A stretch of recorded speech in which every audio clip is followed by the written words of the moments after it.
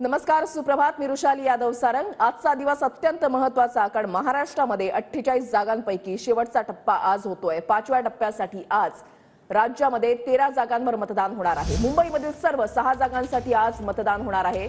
मुंबई, ठाणे, कल्याण, नाशिकसह धुळ्यामध्ये आज मतदान पार पडणार आहे आणि या 13 जागांवर अनेक दिग्गज नेत्यांची प्रतिष्ठा पडायला लागलेली आहे। मुंबईमधल्या 6 जागांवर सर्वांचं लक्ष लागलेलं आहे। सर्वांचं लक्ष या 6 लोकसभा मतदारसंघांकडे लागलेलं आहे।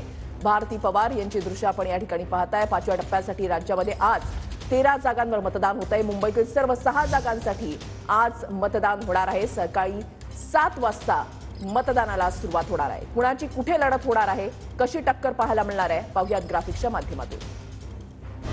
5व्या टप्प्यासाठी महाराष्ट्रात 13 जागांसाठी मतदान होणार आहे।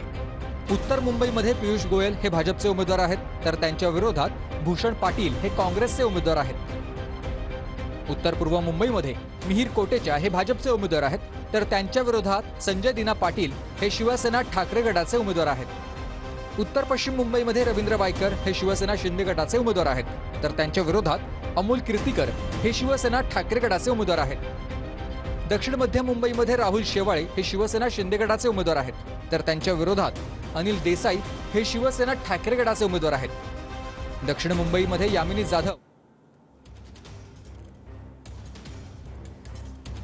तर थेट जाणार आहोत दादर भागामध्ये। गजानन उमाटे आमचे प्रतिनिधी आमच्या सोबत आहेत। गजानन, 7 वाजता मतदानाला सुरुवात होणार आहे। मतदान केंद्रांवर कशा पद्धतीने तयारी करण्यात आली आहे? नक्की 7 वाजता मतदानाला सुरुवात होणार आहे। मी सध्या आहे मनसेचे अध्यक्ष राज ठाकरे ज्या ठिकाणी मतदान करणार आहेत त्या बालमोहन मंदिर परिसरामध्ये। आपण बघू शकतो या ठिकाणी कडेकोट पोलीस बंदोबस्त जो आहे तो लावण्यात आलेला आहे आणि पुढच्या काही मिनिटांमध्ये मॉक पोल सुरू होणार आहे की ईव्हीएम मशीन व्यवस्थित काम करते की नाही, आणि त्यानंतर 7 वाजता मतदानाला सुरुवात होईल। आपण बघू शकतो हा संपूर्ण परिसर जो आहे तो बॅरिकेडिंग करण्यात आलेला आहे।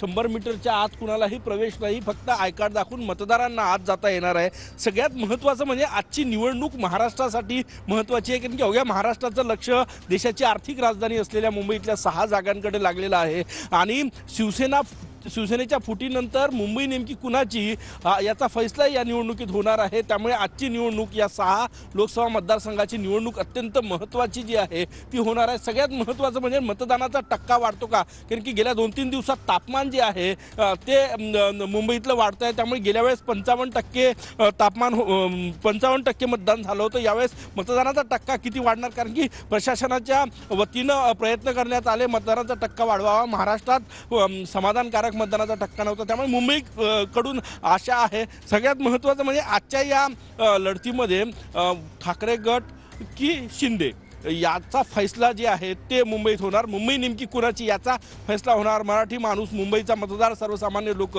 हे कोणाच्या बाजूनं याचा फैसला होणार। 7 वाजता मतदानाला सुरुवात होणार आहे। नंतर 8, 8:30, 9 पर्यंत मनसेचे अध्यक्ष राज ठाकरे या ठिकाणी मतदान करायला येण्याची शक्यता जी आहे ती वर्तवली जाते। त्यामुळे या ठिकाणी बॅरिकेडिंग जी आहे ते आतापासूनच करण्यात आलेलं आहे।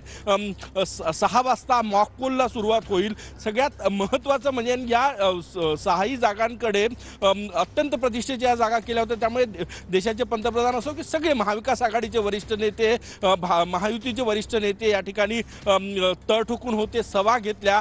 त्यामुळे मुंबईतल्या 6 जागा कशा मिळवता येईल यासाठी प्रयत्न जो आहे तो या ठिकाणी सुरू आहे। आणि महाराष्ट्रात इतर ठिकाणी जी निवडणूक झाली त्यापेक्षा जास्त चुरशीची निवडणूक मुंबईत पाहायला मिळाली, कारण की ही लढाई शिवसेनेच्या ठाकरे गटाच्या अस्तित्वाची लढाई आहे।